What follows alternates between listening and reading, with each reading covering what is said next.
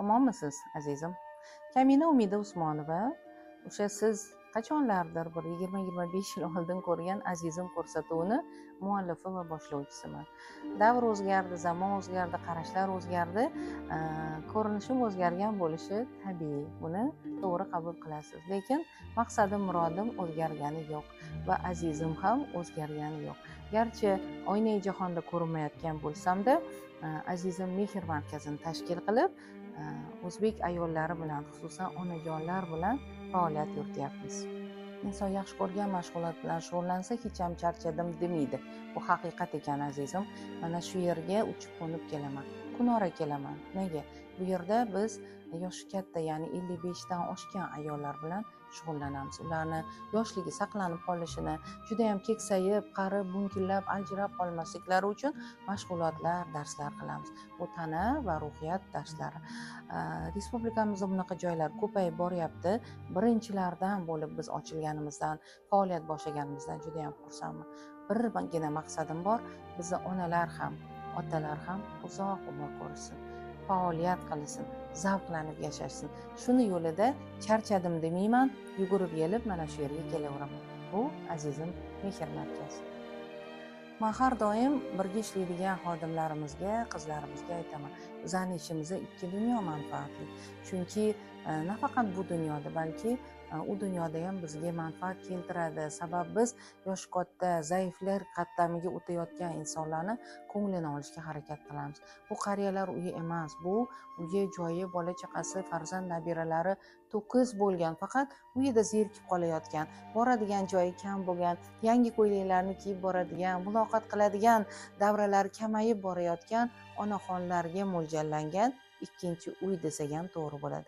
Ularni qancha ko'nglini olsak, shunchalar biz savob ham olamiz, manfaat ham ko'ramiz deb aytaman. Hamma bajondir shunga rozi, komandamiz astoydil mehnat qilyapti. Onamlarni yo'qotganimda bitta xayol bo'lgan menda hamisha. Qaniydi kimdir bo'lsa-da, hamma narsani bergan Umida, men onangni qaytarib beraman desa, men hamma narsamdan voz kechardim deb o'ylardim. Chunki onani o'rnini hech kim bosa olmaydi. 21 yil bo'ldi onasizlar safidaman. Onasi borligiga havasim keladi. Onangiz bor ekan, qanchalar qo'ynini olsangiz, xursand qilsangiz kam deyman. Kamini biz to'ldirishga harakat qilamiz. Shu yerga kelgan onajonlarga nima ma'qul bo'lsa qilib bergim keladi. O'zim onamdek ko'raman.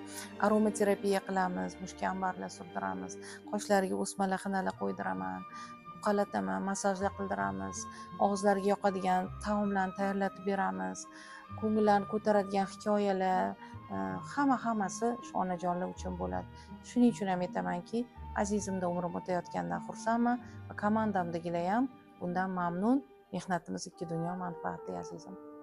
Azizim, siz aytishingiz mumkin, nima uchun olib boraman onamni u yerga? Men o'zim eng zo'rlarga, sayohatlarga, haj umralarga, eng zo'r sanatoriylarga olib borishga qurbim yetadi.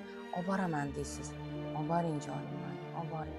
Onangizni duosini oling. Lekin sanatoriy 10 kun, sayohatlik bor, nari borsa 2 hafta, hammasi 365 kunni to'ldira olmaydi. Qaysidir kunlarda onangiz baribir zerikadi, eski alamlar esga tushadi, xotiralarni eslagilari keladi va o'zlari tengi insonlar bilan chaqir-chaqlashgilari keladi. Har bir xil odamlarni ko'rish, bir xil sharoitda bo'lish yosh katta insonlarni xotirasiga, salomatligiga aks ta'sir qiladi. Aynan bugungi kunda avj olayotgan demensiya kasalliklari, Alzheimer kasalliklarini asosida o'sha yolg'iz qolib ketishni ham asosiy sabablardan biri hisoblanadi. Bu yerda muloqot bor, bu yerda o'zlari tengi ayollar bor, bu yerda yangi tarixlar bor, yangi voqealar bor, yangi tanishuvlar bor. Shunday joyga hamma sharoitlari bor bo'lgan, jonini qoqib berayotgan, jonini fido qilayotgan insonlar jamoasi bor joyga onangizni olib kelmaysizmi? Bir marta bo'lsa ham olib keling. Ishonchim komil, ularga juda ham yoqadi. Yoqqanida hali biz bu joylarga sig'dira olmay qolishimizga ham ishonaman. Chunki har bir ona jami yaxshiliklariga, jami qulayliklariga, afzalliklariga munosib. Xususan sizni onangiz ham. Olib keling azizimga, azizim.